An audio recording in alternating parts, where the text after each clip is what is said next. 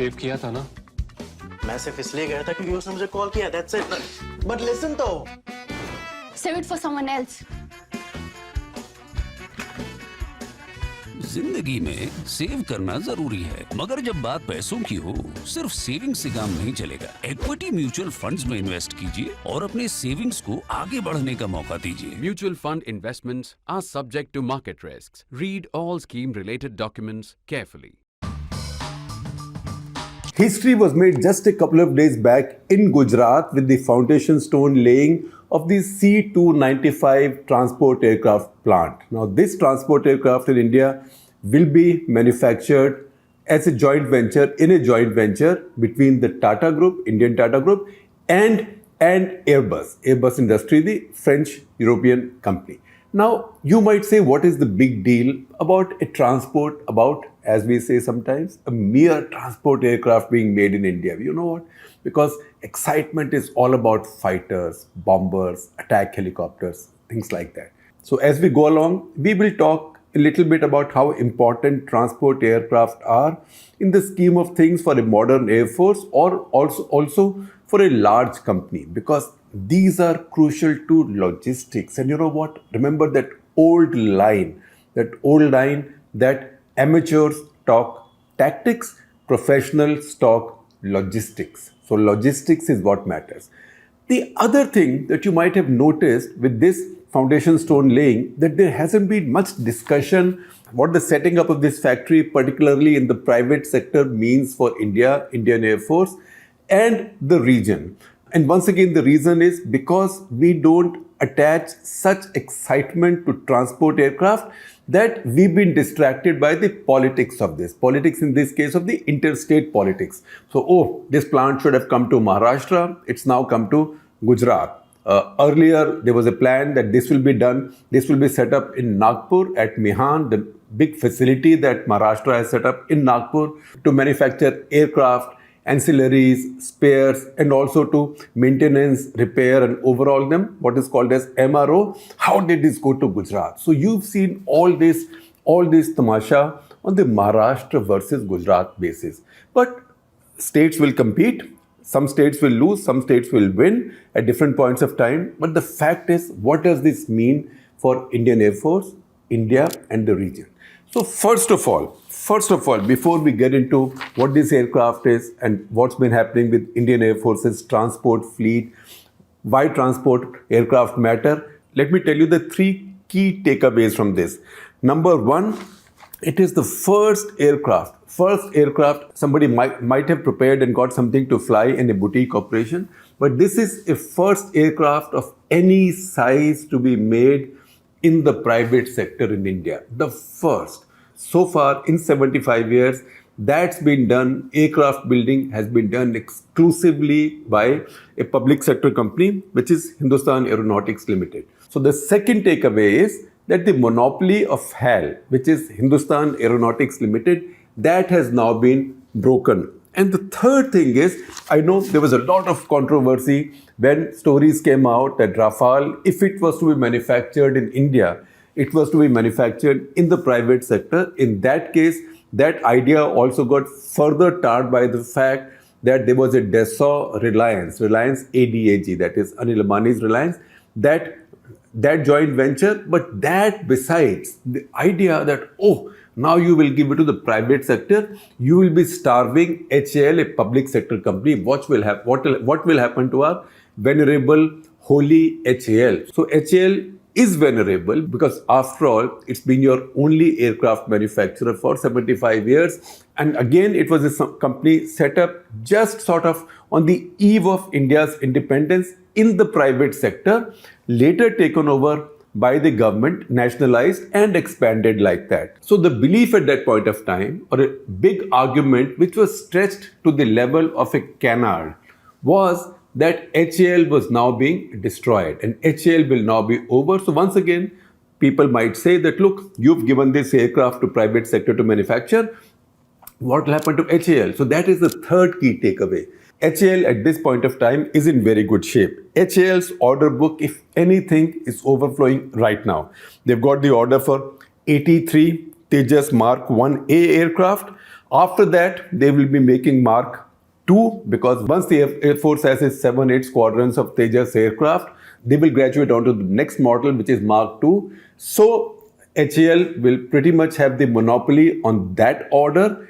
And meanwhile, they have a large order for helicopters as well. They developed the advanced light helicopter, which has now many versions. And we just saw Prachand, its full-fledged armed assault helicopter come into service. So HAL's order book is full. The Sukhoi production line is coming to an end in a way, but it still has a lot of spares and other things to manufacture for Sukhoi. But it still has spares and other things to manufacture for Sukhois, of which the Indian Air Force employs 260 plus copies, with another dozen or so on the way, basically to replace those which have been lost in accidents over time. So HAL has a lot to do right now. This kind of a domination and control over the market from this. So this is a market domination which is for HAL to capitalize on or to fritter away. Now they can capitalize on it by delivering on their orders in time, not causing any delays, because the Air Force in the past has had many complaints about delays from HAL. But if they deliver on time, then they have their order book full. We also know that there are more trainer aircraft coming in. There's also a Desi, Indian-made basic trainer coming up. All of that, much of that is going to happen at HAL. So 3 takeaways to repeat. 1, it is the first aircraft to be made in the private sector. 2, HAL monopoly is broken. And 3rd, it's been done at a time when HAL's order book is full. So what better than having other private companies coming up to give HAL competition, because competition makes everybody better. And as we always keep saying, all monopolies are bad, and government monopolies, that is in India's case PSU monopolies, are the worst. So they need competition. So that's happening. And that's why this is such a significant event. Again, you see what will be the implications of this plant coming up. Now, this aircraft, nearly 150 copies are already being flown across the world. It's an aircraft of Spanish origin, which was taken over by Airbus. It's a popular aircraft. More than 150 are flying. Then Indian Air Force has ordered 56, of which 16 will come in flyaway condition by September next year, September 2023. And then another 40 will be produced in India. So what happens after 40 more are done? It's not as if this assembly line will come to an end, because this company will then be looking for exports, newer models, other aircraft, in partnership with their joint venture partners, because this big, huge infrastructure for aircraft manufacturing would have been set up. Plus, this will also become an MRO hub for this aircraft, because 150 are flying right now. For those also, you will need facilities to maintain, repair and overhaul them. That is the MRO in aviation business. This will also become an MRO hub. So that is why, so if you add this all up, this is a landmark event. This is a landmark event not just for Indian Air Force. They will be replacing a bunch of transport aircraft by another bunch of transport aircraft in a similar category. All those C295s are very different from the HS748s. HS is Hawker Siddeley, which Indian Air Force has been flying now for almost 50 years. The basic difference between the two is, in defense, for defense purposes, the basic difference is that HS748 only have side opening doors. This one is more like a military aircraft or a military/cargo aircraft. So it has a rear ramp. So you can open the rear and then drive goods, drive armaments, even walk people in, paratroopers, anything you want to do. So it has a rear ramp, which HS748 doesn't have. Plus it's much more modern, etc., etc. HS48, how many does the Air Force have? I checked all the data. I can't tell you, because the numbers that you might get may not be so accurate, for the simple reason that a lot of the aircraft are not even flying. A lot of the aircraft are just being used to be cannibalized for parts to keep some of the rest flying. So that aircraft is really coming to an end of its life cycle. Indian Air Force, by the way, has among the longest life cycles for aircraft. Usual aircraft systems last anything between 40 to 50 years, sometimes even more with Indian Air Force. So that aircraft has done its job and it's on its way out. So it is not as if in strategic terms this will add that much more. But you know what? This is a very important part of the IAF's transport fleet. I will tell you what the transport fleet looks like now. So there are Avros HS748, which I told you are on their way out.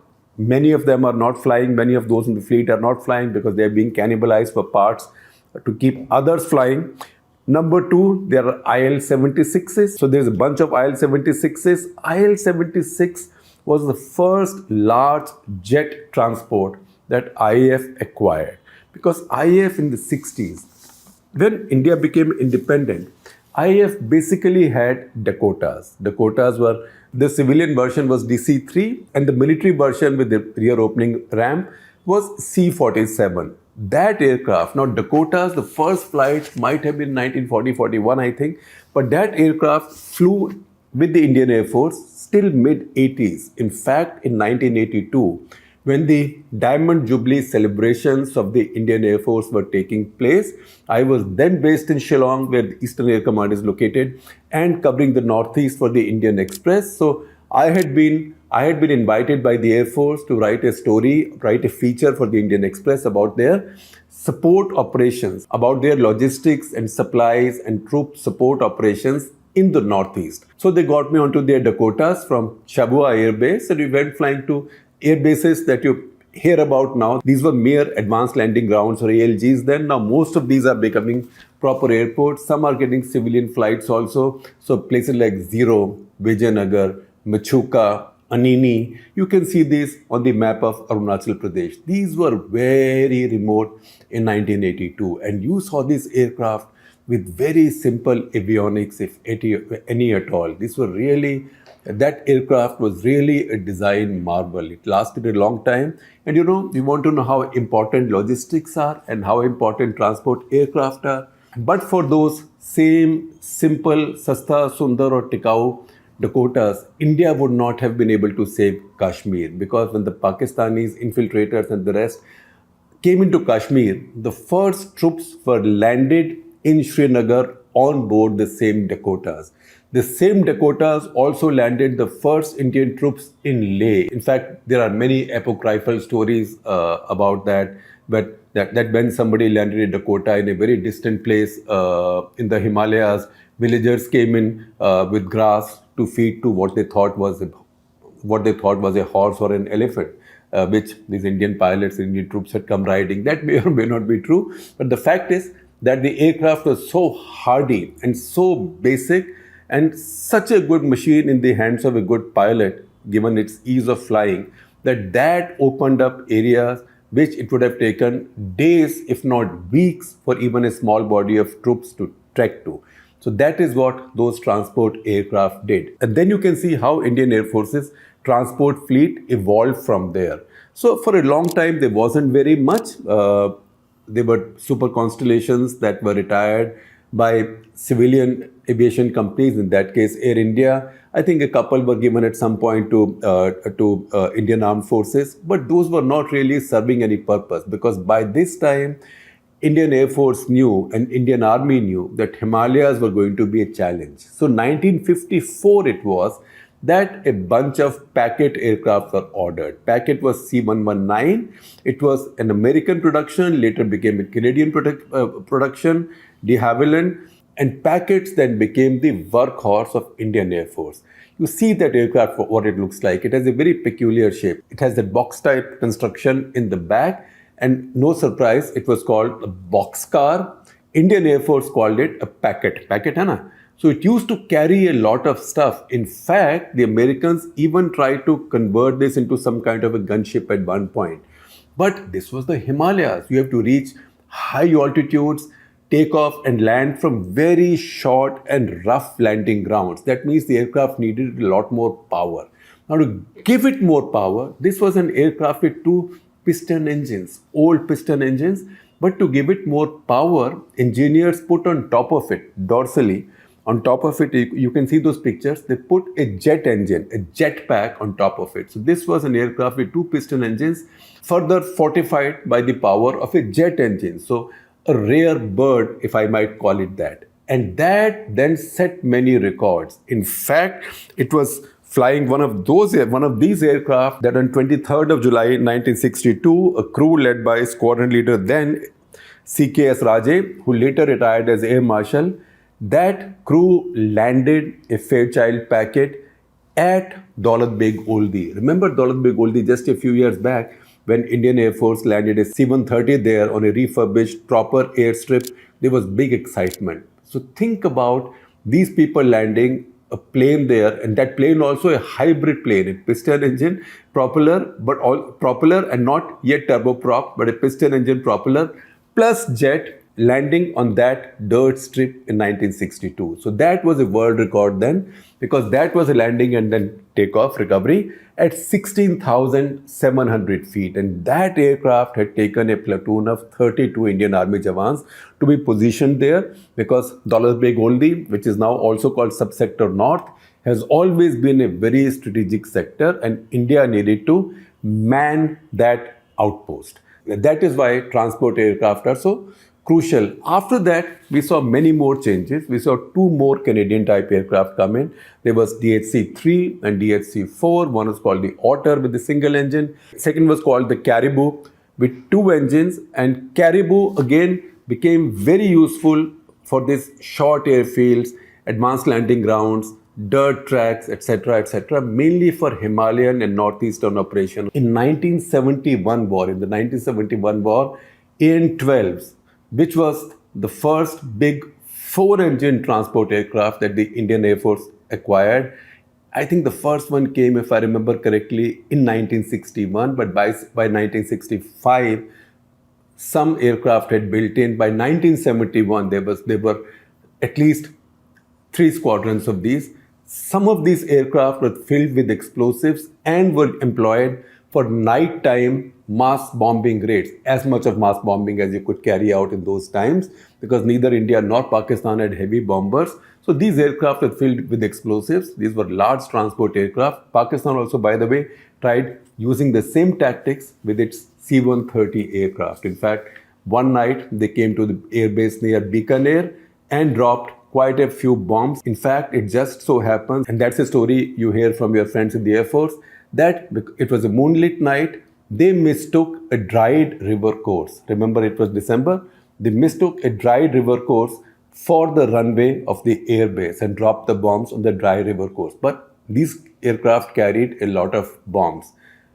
In fact, 1971, if I do remember correctly, there was at least one Mahavir Chakra awarded to the commander of one of these formations of AN-12s that carried out bombing runs over Pakistan. This evolution over the 60s, 70s then saw AN-12s from Russia. By this time, which means from mid to late 60s, India was fully in the Soviet circle, which means almost all of India's new defense acquisitions now from the Soviet Union. So they were the AN-12s. IAF was still maintaining and running its Fairchild packets and other aircraft and Caribous, but AN-12s came in and they became the workhorse.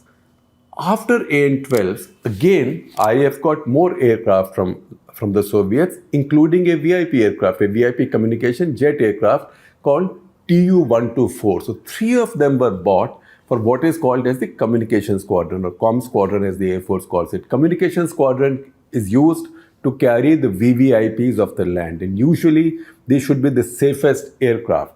It so happened that one of these, on 24th of November 1977, one of these crashed in Upper Assam, and its VVIP passenger was none else than Morarji Desai, who had become Prime Minister of India just a few months earlier. It was one of those storied and tragic events where the plane crashed, everybody on the plane, including the crew, died, but Morarji Desai sort of dusted his clothes and walked off. After that, the Indian Air Force did not fly those aircraft for very long. Now the Communication Squadron has very sophisticated aircraft. It has the Embraers, it has the new 777s, etc., etc. Then we come to the 80s. Now, by the time you come to the 80s, Indian Air Force also needs a medium transport aircraft, because the packets now must retire. The packets can't go on forever. In any case, packet was a Jugaad aircraft, and they were just flogging it, and there were some issues with packet.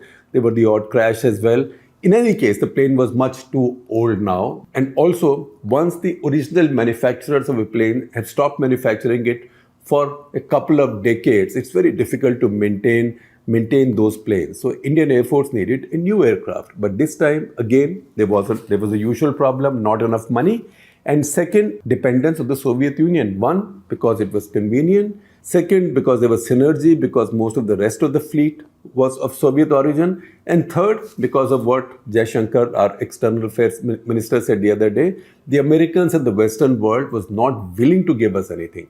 In this case, Indian Air Force needed again an aircraft that could carry 50, 60, 70 people and a certain amount of tonnage to Himalayan regions, Himalayan, northeastern, Karakoram, Ladakh type regions.